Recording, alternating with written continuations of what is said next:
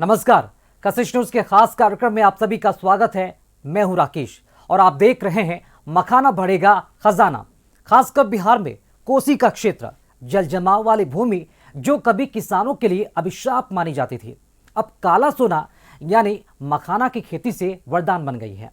कभी बाढ़, जल जमाव और दलदल के कारण समस्या प्रभावित क्षेत्र के रूप में जाना जाता था, उन इलाकों में अब चुपचाप एक नई क्रांति हो रही है। इस क्रांति का नाम है मखाना। कैसे ग्राउंड जीरो से जायजा लिया हमारे संवाददाता मंटू ने। अररिया जिले के रानीगंज मोहनिया पंचायत में अभी हम हैं और मोहनिया पंचायत के रेवड़ा गांव है जहां पे कि मखाना का खेती काफ़ी संख्या में होता है और यहां पे जो है मुख्यमंत्री इसी को देखते हुए यहाँ मखाना के साथ मछली वगैरह का भी जो पालन होता है और यहां पे मुख्यमंत्री भी आ चुके हैं और यहाँ पे प्लांट भी लगा हुआ और यहाँ पे प्रधान हैं जो प्रधान जी यहाँ पे खेती करते हैं मखाना का। हम उनसे बात करते हैं कि आखिर किस तरह का खेती होता है और क्या फ़ायदा होता है यहाँ के लोगों को। प्रधान जी एक बात बताइए कि यहाँ जो आप खेती कितने दिनों से कर रहे हैं और किस तरह कर रहे हैं? आपके यहाँ तो मुख्यमंत्री भी आए हुए हैं। मेरे यहाँ मुख्यमंत्री भी आए थे 2023 में। हाँ, तो हम खेती तो करते हैं, आपको 2014 से शुरू किए हैं खेती और ये पॉप का काम जो है हम 2021-22 से शुरू किए हैं। और जब प्रशांत कुमार सर जब आए थे, डीएम साहब हमारे अररिया जिला से आए थे, उन्होंने बहुत प्रोत्साहित किए हमको और उनके बोल के मुताबिक, और वो जो हमको समझाए तो हम समझ गए, हमको अच्छा भी लगा। उसी समय से हम मखाना पॉपिंग का भी काम शुरू कर दिए। जी, कितना मखाना होता है और कहाँ कहाँ भेजते हैं आप? मखाना जो है हम यहाँ से भेजते हैं दो तरह से। एक रॉ मटेरियल जिसको बोलते हैं गुर्री हम कढ़ागोला भेजते हैं, हरदा भेजते हैं, और जो लावा जो पॉप करके जो हम लावा जहाँ तक होता है जो बना पाते हैं उसको हम बम्बई भेजने का काम करते हैं।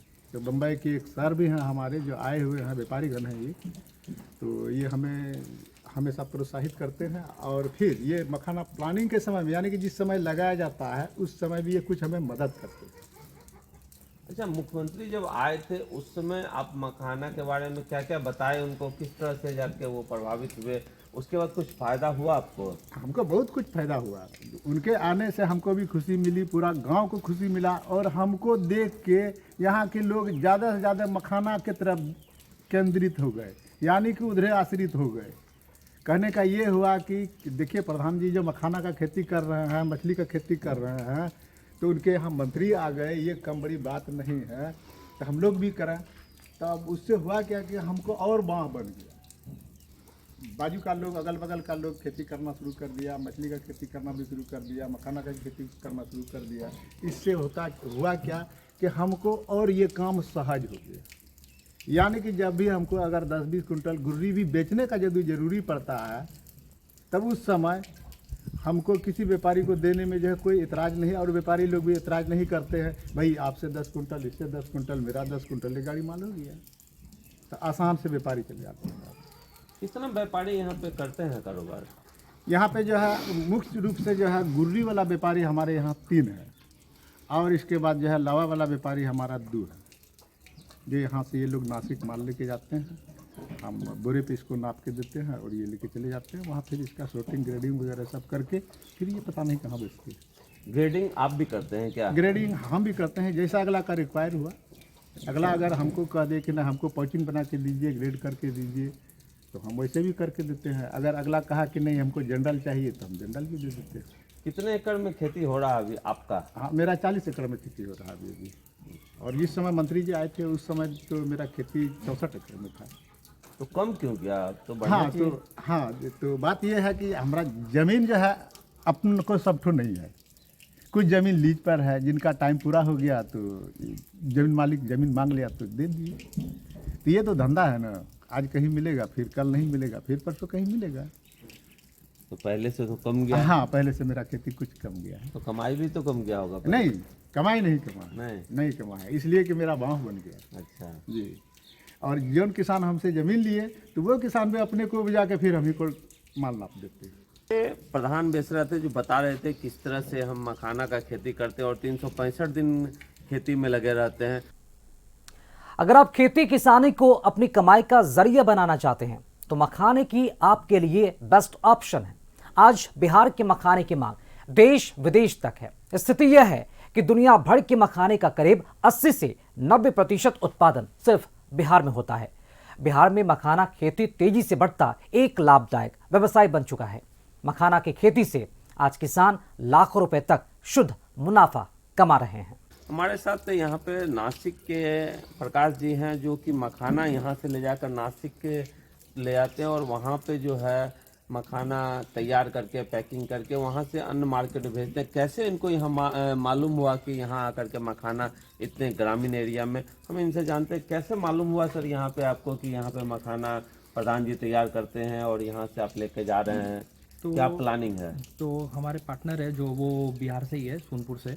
तो उनके नीबर के यहाँ पर काम चलता है अररिया क्षेत्र में, जानते थे प्रधान जी को। तो वहाँ पर पता चला कि मखाना का प्लांटेशन यहाँ पर होता है, तो उससे हम यहाँ पर संपर्क कर सके प्रधान जी को। और आगे का प्लानिंग ये है कि हम यहाँ से कॉन्ट्रैक्चुअल फार्मिंग करते हैं प्रधान जी के साथ। शुरुआती में ही हम कुछ पैसे लगा के हम गुड़िया तैयार करने के लिए सपोर्ट करते हैं प्रधान जी को। और उनका जितना भी स्टॉक है उसका करीबन 60 to 70% स्टॉक हम प्रोक्योर करते हैं लावा के रूप में, और फिर हम उसे नासिक लेके जाते हैं और मुंबई लेके जाते हैं, प्रोसेसिंग करते हैं उसे, इसे रोस्टिंग करते हैं और रोस्टिंग करके मार्केट में बेचते हैं, और कच्चा मखाना भी मार्केट में बेचते हैं। तो ये 2 तरीके के व्यवसाय हम करते हैं। एक्सपोर्ट्स भी हमारा चलता है। हम करीबन 7 से 8 मेट्रिक टन अभी एट द मोमेंट एक्सपोर्ट करते हैं यूएस मार्केट में और सऊदी मार्केट में और गल्फ कंट्रीज़ में हम उसको एक्सपोर्ट करते हैं। अच्छा, आपको यहाँ से माल ले जाने में कठिनाई होता है, क्योंकि यहाँ तो रास्ता वगैरह का भी दिक्कत है, वाहन का भी काफ़ी पिछड़ा इलाका है। किस तरह का दिक्कत होता है यहाँ से? सरकार से आप क्या चाहते हैं कि किस तरह का यहाँ सुविधा जो कि देता आप लोग जैसे व्यापारी और आए यहाँ पे? ट्रांसपोर्टेशन हाँ एक चैलेंज बनता है थोड़ा। तो मैं 2 तरीके से लेके जाता हूँ। सेफ एक्सप्रेस के थ्रू मैं लेके जाता हूँ अपना स्टॉक। सेफ एक्सप्रेस से हमारी गाड़ी यहाँ पर आ जाती है और उससे स्टॉक को पिकअप कर लेती है, तो एक बहुत ज़्यादा दुविधा भी नहीं होती, मतलब काम चलता रहता है हमारा। और दूसरा है कि हम ट्रेन के थ्रू भी प्लानिंग है कि हम ट्रेन के थ्रू भी अभी स्टॉक को भेजें, क्योंकि रेट उसमें काफ़ी फ़र्क पड़ जाता है। रेट में करीबन 50% भाव में हमारा स्टॉक नासिक पहुंच जाता है। हाल अभी एट द मोमेंट अभी हम स्टॉकिंग ग्रेडिंग हम यहीं पर करते हैं, प्रधान जी के पास भी हम करते हैं छन्नी मार के, और हमारा जो हरदा एक गोडाउन है वहाँ पर भी हम इसे सॉर्टिंग ग्रेडिंग हम यहीं पर करते हैं, सूता में उसको हम यहीं पर करते हैं। बाकी जो रोस्टिंग का काम है अगर मुझे, और जो मेरा एक्सपोर्ट का काम है, अभी एक्सपोर्ट क्या है कि मुंबई से वहाँ से शिपिंग का काम होता है पूरा, तो एक्सपोर्ट मार्केट डेफिनेटली मुंबई से ही चलेगा। लेकिन बाकी का जो है रोस्टिंग का काम है पैन इंडिया के लिए, अगर ईस्ट का मार्केट करना है, नॉर्थ का मार्केट करना है, तो ये 2 मार्केट के लिए हाँ, जैसे जैसे बिज़नेस ग्रो होगा डेफिनेटली हम बिहार के अंदर ही प्लांट लगाना चाहते हैं। लेकिन उसके लिए वो सुविधाएं जो है, जैसे बताया कि सिक्योरिटी, सेफ्टी, सीसीटीवी टेक्नोलॉजीज़ और वेयर हाउसेस जो है वो उसका थोड़ा अगर अच्छा मिल जाए तो थोड़ा और आना थोड़ा आसान हो जाएगा यहाँ पर की काम। ये प्रकाश जी थे जो बता रहे थे कि किस तरह से यहाँ पे प्लांट लगाया जा सकता है और किस तरह से और बेहतर यहाँ पे काम हो सकता है, और यहाँ के जो व्यापारी हैं उनको फ़ायदा मिलेगा, किसान को फ़ायदा मिलेगा। हम यहाँ पे अमन जी हैं जो जिला परिषद सदस्य हैं, इसी एरिया से आते हैं और यहाँ से अभी विधानसभा चुनाव भी लड़ चुके हैं। हम उनसे जानते हैं कि क्या आखिर इस एरिया में दिक्कत है लोगों को, किस तरह से यहाँ पे काम होता है और क्या सुविधा मिलना चाहिए। अमन जी, एक बात बताइए कि यहाँ पे किस तरह का सुविधा लोगों को मिलना चाहिए जो ये कारोबार और ज़्यादा फले फूले? सरकार से ये गुजारिश करना चाहेंगे कि यहाँ पे एक अच्छा इंफ्रास्ट्रक्चर, साथ ही परिवहन का व्यवस्था हो और सुविधाएं, जैसे यहाँ पे बहुत सारे ग्रामीण इलाका है तो गरीब किसान भी हैं जो 1 एकड़ 2 एकड़ का फसल कर पाते हैं, तो उनको यदि आर्थिक सहायता भी मिल जाए, चाहे बैंक के माध्यम से हो या सरकारी माध्यम या किसी भी माध्यम से सरकार उनको उपलब्ध कराती है, तो एक अच्छा सा बिजनेस ये इस एरिया में सेटअप हो सकता है मखाना से संबंधित। और यहाँ पे कितने लोग करते होंगे इस तरह का मखाना? ये रानीगंज हो गया या अररिया जिला की बात करें तो कितने लोग करते होंगे इस तरह का कारोबार, ये मखाना पोड़ी का? कितने लोग जुड़े हुए होंगे इससे? हमारे अररिया जिला का जब हम बात करें सर, तो यहाँ पे लगभग 90% आबादी जो है किसानों से किसान है। उस 90% का आप देखेंगे तो लगभग 25% किसान अब पिछले 4-5 साल में तेज़ी से मखाना की ओर अग्रसर हुए हैं, क्योंकि ये नगदी फसल है, किसानों को तुरंत रुपया की ज़रूरत होती है, जब चाहे तब ये बेच के अपना रुपया मतलब रुपया हो जाता है उनको। इसके कारण यहाँ पे पर्सन का जो है उद्योग जो है या खेती जो है कम हुआ है, उसका स्थान मखाना ने ले लिया है। तो अभी मोहनिया पंचायत में हम हैं और मोहनिया पंचायत में जो जिस तरह से मखाना का कारोबार होता है और यहाँ पे अब तो बाहर से भी लोग आकर यहीं से ले जाते हैं मखाना ले जा करके तैयार करते हैं और विदेश भी भेजते हैं। अगर यहाँ लोगों को सुविधा मिल जाए, अगर बैंक द्वारा अगर कुछ इन लोगों को मदद मिल जाए तो यहाँ पे अधिक से अधिक खेती मखाना का हो सकता है।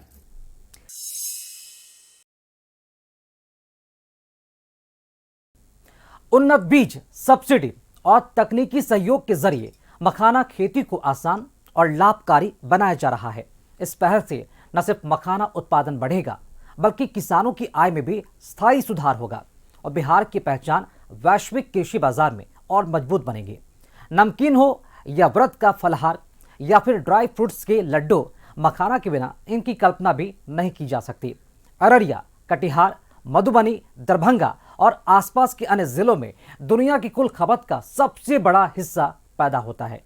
दुनिया की कुल खपत का 90% मखाना भारत में पैदा होता है, जिसमें से 80% की भागीदारी उत्तर बिहार के इन जिलों से है। आज हम बात करेंगे मिथिला मखाना पर। अभी हम दरभंगा में हैं और दरभंगा के एक मखाना दुकान पर हैं, जहां बात करेंगे बिहार सरकार नीतीश कुमार के आने के बाद और केंद्र सरकार जो है नरेंद्र मोदी के आने के बाद मिथिला में मखाना का एक अलग पहचान था। उस पहचान को इस सरकार के द्वारा जो है किस तरह का सहयोग दिया गया और इसके किसान को कितना फायदा मिल पाया और मखाना की क्या अलग पहचान बन पाई, इन सब चीज़ों पे हम बात करेंगे। हमारे साथ यहाँ कुछ ग्राहक भी हैं, उनसे भी बात करेंगे, दुकानदार से भी बात करेंगे। आप देख सकते हैं जो मखाना का कई तरह का यहाँ किस्म उपज के आया है और आम लोगों के लिए यह अलग अलग वैरायटी के मखाना है, जिस मखाने का लोग यहाँ से खरीद के अपने घर ले जाते हैं और अलग अलग लुत्फ उठाते हैं। हमारे साथ कुछ ग्राहक हैं, उनसे हम बात करेंगे। सर, बिहार सरकार और केंद्र सरकार जब से मिथिला के मखाना को एक ब्रांड बनाया, कितना फायदा हो रहा है?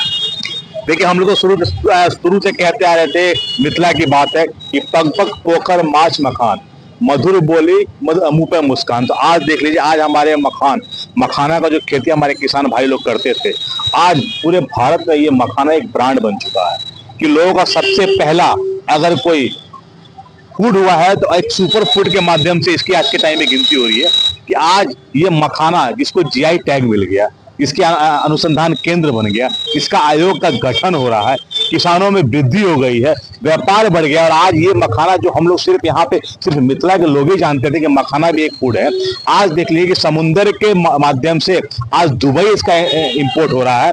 मतलब यूएसए ऑल ओवर इंडिया में आज के टाइम में सबसे सुपर फूड बनकर ये मखाना हमारा उभरा है, जिसके लिए मैं कोटि कोटि मैं धन्यवाद देता हूं बिहार सरकार को और केंद्र सरकार को, नरेंद्र मोदी को, कि वो मखाना की चर्चा अपने हर एक संबोधन में मखाना की चर्चा, यहाँ तक कि वो मखाना का सेवन भी खुद करते हैं। तो आप समझ जाइए कि हमारे मिथिला के मखाना की क्या पहचान मिली है। इसको जीआई टैग हो गया है कि अब इसका कोई दूसरा कोई कॉपी नहीं कर सकता। इसका उत्पाद मिथिला में हुई है और मिथिला के किसानों का जो मान सम्मान वृद्धि बढ़ी है, उसके लिए कहने की बात नहीं है कि आज मिथिला में मखाना, आज आप देख लीजिए कि मखाना जो पहले किसान पहले अपने से उत्पाद करते थे और इसका सिर्फ पर्व त्योहार में लोग सेवन करते थे, आज के टाइम में सुपर फूड के माध्यम से लोग इसको नित्य दिन प्रतिदिन सेवन कर रहे हैं। बिहार सरकार और केंद्र सरकार के सहयोग से मिथिला के ये मखाना का जो है तो एक अलग पहचान दिया गया है। इस पहचान से मिथिला के लोग को तो फायदा हो रहा है, खासकर किसान जो पहले कम खेती करते थे। जीआई टैग हुआ, कई कंपनियां कहें तो दरभंगा में भी लग गई जो मिथिला का उत्पाद को बाहर तक भेजते हैं, विदेश तक सप्लाई कर रहे हैं। तो किसान को कितना फायदा हो रहा है? देखिए, किसान जो पहले इसकी जो खेती होती थी बहुत कम खेती होती थी, आज के टाइम में इसकी खेती सब लोग, जितने भी किसान लोग हैं, वो लोग आज के समय में इसकी खेती करने के लिए ही आगे बढ़ चुके हैं, क्योंकि अब इनको सरकार के द्वारा से इस खेती पर सब्सिडी मिल रही है। जब से जीआई टैग हुआ, अनुसंधान केंद्र बना है, तो इनकी क्या कहते हैं मजदूरी में बढ़ोतरी हुई है, इनका व्यापार बढ़ा है। जो हम लोग 400-500 रुपए में मखाना खरीदते थे, आज उस मखाने की कीमत हो गई है 1000 से लेके 1200 रुपए तक की कीमत हो गई है। तो ये एक व्यापार एक बढ़ा है। इस उनको आत्मनिर्भर करने के लिए एक मजबूती मिली है किसान को कि वो अपने ही दम पर खेती कर रहे हैं, अपने से निर्माण कर रहे हैं और अपने ही व्यापार कर रहे हैं। यानी कि इस बार इसके सारे के सारा अधिकार हमारे किसान भाइयों को मिल गया है कि वो खुद अपने हिसाब से, दर के हिसाब से उसको एक्सपोर्ट कर रहे हैं, क्या कहते हैं, बड़े बड़े लोगों को दे रहे हैं। और आज पूरे भारत में हमारा मखान जा रहा है, एक पहचान कि मिथिला से ये मखाना आता है। इससे बड़ी पहचान हमारे लिए और क्या होगी कि मखाना का नाम मिथिला से जुड़ गया, हमारे बिहार से जुड़ गया है कि हर आदमी जो भी सेवन करता है, यहाँ तक कि विदेश के लोग भी कहते हैं कि ये मखाना मिथिला बिहार में बनता है। इस पहचान बनाने के लिए कहें तो बिहार सरकार के मुखिया नीतीश कुमार और केंद्र सरकार में नरेंद्र मोदी ने कितना सहयोग किया। देखिए, नरेंद्र मोदी जी जब बिहार आए और जब से उन्होंने इस फूड के बारे में, इसके उत्पाद के बारे में जाना कि ये उत्पाद कैसे होता है, किसान पानी में रहकर इसका उत्पाद करते हैं, फिर उस पानी के अंदर में इस बीज को निकालते हैं, उसके बाद से उसको सुखाते हैं, उसके बाद से उसको तलते हैं। मतलब उन्होंने सारा का सारा इसका उत्पाद करने का देखा और कैसे ये मखाना हमारा उत्पाद हो रहा है, बन के तैयार हो रहा है। उसके बाद उनके अंदर जो लोकप्रियता है, उन्होंने मखाना को ऐसे ही प्रचार कर दिया है कि आज पूरे विश्व में मखाना की पहचान बन चुकी है। आप देख सकते हैं कि मिथिला में ये मिथिला का मखाना जो था वो मखाना अब मिथिला का नहीं रहा है। केंद्र सरकार और बिहार सरकार के सहयोग से यह मखाना जो है अब से देश विदेश तक अपनी पहचान बना चुका है, जिसमें बिहार सरकार और केंद्र सरकार का बहुत बड़ा योगदान रहा है। गिरीश कुमार, कशिश न्यूज, दरभंगा। गेहूं धान के पीछे क्यों भागना जब खेत में ही सफेद सोना उगाने का मौका है। सफेद खेती मतलब मखाना, मखाना जिसे सुपरफूड कहते हैं और जिसका स्वाद अब देश के साथ साथ विदेशियों को भी भाने लगा है। सीमांचल और मिथिलांचल की बात कह ले तो कटिहार ही एक ऐसा ज़िला है जहां सबसे ज़्यादा जो है पूरे सीमांचल और मिथिलांचल में मखाना का उत्पादन होता है। आप हमारे पीछे देख सकते हैं, ये मखाना फोरी केंद्र है और तमाम जो किसान हैं यहाँ के लोग जो है, ये लोग दरभंगा से आते हैं और किसानों से जो है बीज खरीदते हैं और उसको मखाना का उसको फोरी करते हैं। आप देख पा रहे होंगे ये तमाम जो चूल्हे हैं और ये मखाना का बीज हुआ, हम आपको विजुअल्स में दिखाना चाहेंगे। ये मखाना का बीज हुआ, इसी को जो है चूल्हे पे फोड़ा जाता है जिससे मखाना का उत्पादन होता है। तो बड़ी संख्या में यहाँ जो है इस पूरे इलाके में मखाने की जो ख़रीदारी होती है और खेती भी होती है। और ये तमाम लोग जो है दरभंगा से आते हैं और यहाँ पे मखाना फोरी करते हैं और एक अच्छा मुनाफा कमाते हैं। अगर बात करें मखाना की खेती की तो फरवरी के महीने में यहाँ मखाना की बुआई शुरू हो जाती है और जून तक में इसे जो इसके बीज को निकाल लिया जाता है। इसके बाद मखाना फोरी का कार्य होता है। अगर बात करें मखाना को फॉक्स नट कहा जाता है इंग्लिश में, और ये दिल के रोगियों के लिए बेहतरीन सप्लीमेंट कहा जा सकता है और हड्डियाँ भी इससे मजबूत होती है। कुछ लोग स्थानीय किसान हैं जो मखाना फोरी का काम करते हैं, उनसे जानते हैं। क्या नाम हुआ?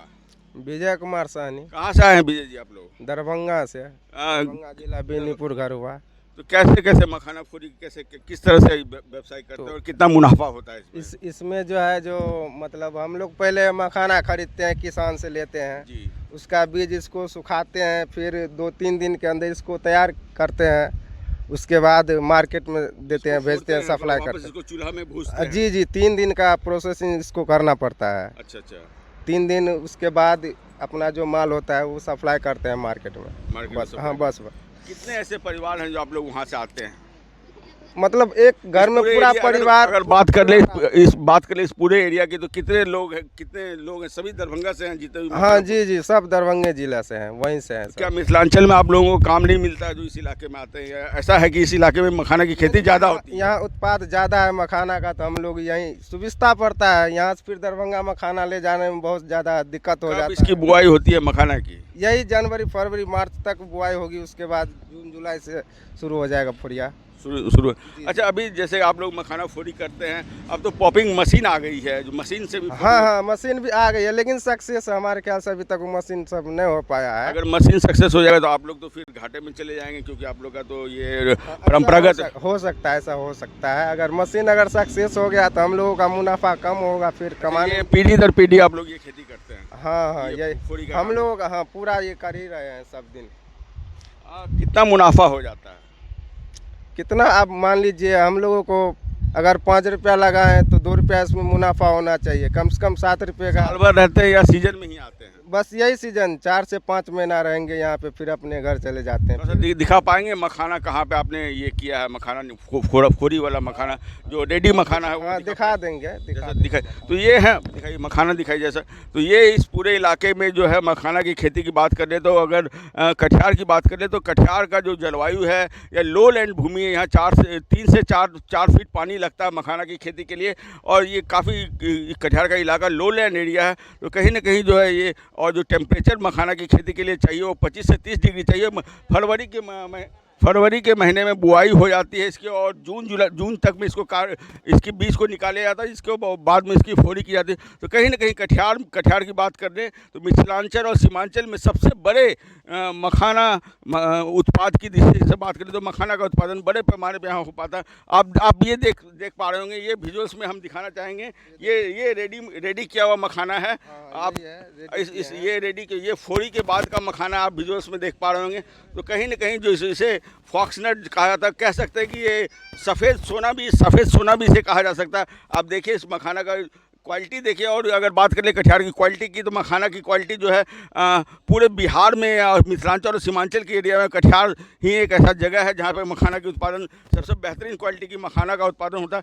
और अब तो फोरी की जो बात करते हैं हम लोग, जो दरभंगा से तमाम ये लोग जो आते हैं और यहाँ फोरी का काम करते हैं, लेकिन अब पॉपिंग मशीन भी आ गई है जिससे जो है इनका जो आने वाले समय में पॉपिंग मशीन से जो है फोरी का काम किया जाएगा।